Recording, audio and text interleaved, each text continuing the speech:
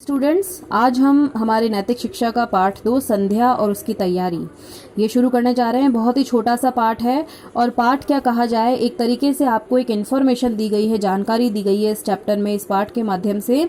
और मैं आपको ये और बता दूं कि इस पाठ का एक एक पंक्ति जो है ये आपके लिए प्रश्नोत्तर का कार्य करेगी, तो इसे बड़े ध्यान से देखिएगा और अंडरलाइन करते जाइएगा। देखिए, संध्या का अर्थ क्या होता है। जिस क्रिया द्वारा परमेश्वर का भली भांति ध्यान किया जाए उसे संध्या कहते हैं।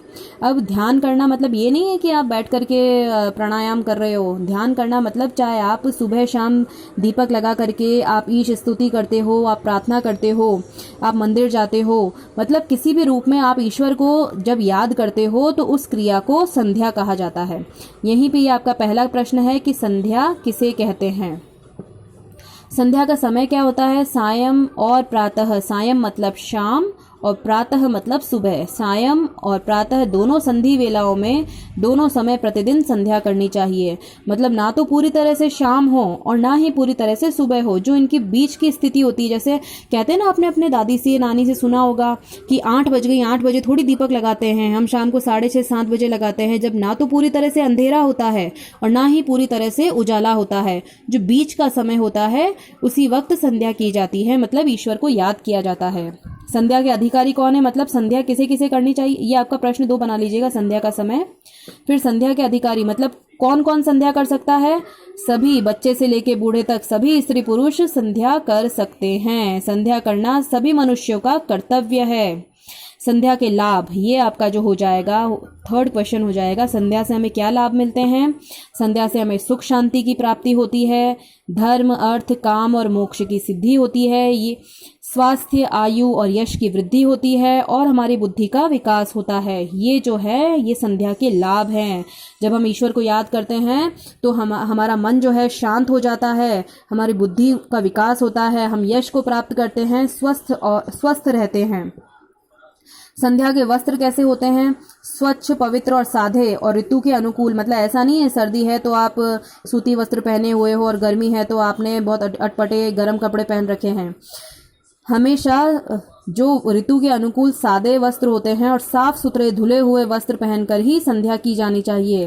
वैसे सफ़ेद वस्त्रों की परंपरा जो है वो सबसे ज़्यादा है कि वे सफ़ेद वस्त्र पहने जाएं, लेकिन इच्छा अनुसार आप कोई भी वेशभूषा धारण कर सकते हो। संध्या का स्थान शुद्ध पवित्र और शांत एकांत स्थान होना चाहिए। मतलब आप जहाँ भी ईश्वर को याद कर रहे हो, पूजा कर रहे हो, वो बिल्कुल साफ सुथरी जगह होनी चाहिए, शांत वहाँ का माहौल होना चाहिए, ज़्यादा शोर शराबा नहीं होना चाहिए। ठीक है, घर बाग बगीचा मंदिर नहर या नदी कोई भी हो सकते है ये वो जगह। ठीक है, घर में भी आप पूजा करते हो, घर भी हो सकता है। संध्या का आसन, कुशा ऊन कपास रेशम का सुखद आसन। मतलब आप जब भी पूजा करते हो, आपने सुना होगा घर में पूजा करते हैं तो हम कभी भी जमीन पर बैठकर पूजा नहीं करते हैं, हम कुछ बिछा करके बैठते हैं। तो वो कुशा मतलब घास, वो सूखी घास होती है, उसका भी हो सकता है, ऊन का बना हुआ हो सकता है, कपास मतलब रुई का या सूती कपड़े का बना या रेशम का बना हुआ आसन हो सकता है, जिस पर आपको बैठ करके पूजा करनी चाहिए। और किस तरीके से बैठेंगे आप, उस पर सिद्धासन या पद्मासन या सुखासन लगा करके। सुखासन मतलब आप सिंपल आलती पालती बना करके बैठते हैं। पद्मासन आपने देखा होगा जब आप प्राणायाम करते हैं, आपको सर ने भी बताया होगा, एक पैर इधर दूसरे जांघ पर और एक पैर दूसरी जांघ पर रख करके पद्मासन बनाया जाता है। तो वो लगा करके जो है आप आसन संध्या के लिए बैठ सकते हो। और संध्या के 19 मंत्रों का धीरे धीरे उच्चारण करना चाहिए। संध्या के जो हैं 19 मंत्र बताए गए हैं वैदिक शिक्षा में, तो उनका हमें संध्या करते हुए उच्चारण करना चाहिए। अब मुख की दिशा क्या होनी चाहिए कि जब आप संध्या करते हो, पूजा करते हो, तो आपका मुख किस दिशा की ओर होना चाहिए। तो देखिए, जब प्रातः काल मतलब सुबह के समय आप संध्या करते हो तो पूर्वाभिमुख मतलब पूर्व दिशा, जो ईस्ट होता है, पूर्व दिशा की तरफ आपको अपना मुंह रखना चाहिए।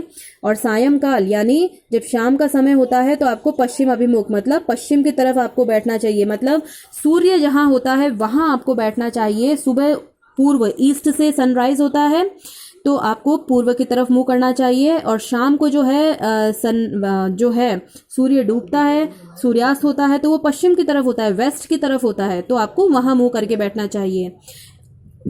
यह कोई बंधन नहीं है जिधर से शुद्ध वायु आ रही है उधर मुख कर लेना चाहिए। और ये तो परंपरा है, लेकिन ये कोई बंधन नहीं है, ये बिल्कुल नियम नहीं है, कट्टरता नहीं है कि आपको ऐसा ही करना है। जहाँ से भी खुली हवा आपको आती है वहाँ मुँह कर बैठ सकते हैं।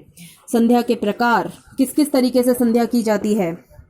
स्नान आदि से शरीर को शुद्ध करके जल पात्र समेत संध्या के लिए बैठना चाहिए। मन में ईश्वर के प्रति भक्ति भाव और श्रद्धा रखनी चाहिए। मन को चिंता मुक्त और प्रसन्न रखना चाहिए। और सायंकाल हाथ मुंह पांव धोकर संध्या करनी चाहिए। मतलब सुबह जब आप संध्या करते हो, पूजा पाठ करते हो, तो आप नहा धो करके ही बैठते हो, स्वच्छ वस्त्र धारण करके ही बैठते हो। लेकिन जब शाम को बैठते हो तो आपको हाथ मुंह पांव धोकर और उसके बाद ही संध्या करनी चाहिए। ठीक है, ये हमने संध्या के बारे में पढ़ा। अब उसके प्रश्नोत्तर देख लेते हैं हम लोग। अभ्यास प्रश्न, संध्या का क्या अर्थ है। मैंने आपको बताया यहाँ पर कि जिस क्रिया द्वारा परमेश्वर का भलीभांति ध्यान किया जाए उसे संध्या कहते हैं। ये प्रश्न कीजिए आप। फिर संध्या किस समय करनी चाहिए ये भी हमने पढ़ा। इधर ही प्रश्न 2, प्रातः और सायं दोनों संधि वेलाओं में संध्या की जाती है। फिर हम आते हैं तीसरे प्रश्न पर, संध्या के समय कैसे वस्त्र पहने जाने चाहिए। ये यहाँ पर आ जाएगा, संध्या के समय किस प्रकार के वस्त्र पहने जाने चाहिए। इसके बाद में आ जाइए, संध्या कैसे स्थान पर करनी चाहिए। ये यहाँ पर संध्या का स्थान, ये आप देखिए, शुद्ध पवित्र शांत और एकांत स्थान पर आपको संध्या करनी चाहिए। संध्या करने से क्या क्या लाभ है ये यहाँ पर हमने पढ़ लिया है। सुख शांति की प्राप्ति, धर्म अर्थ काम और मोक्ष की सिद्धि, स्वास्थ्य आयु और यश की वृद्धि और बुद्धि का विकास। ये 4 पॉइंट्स जो है ये आपका आंसर है। ओके बेटा, thank you, have a nice day.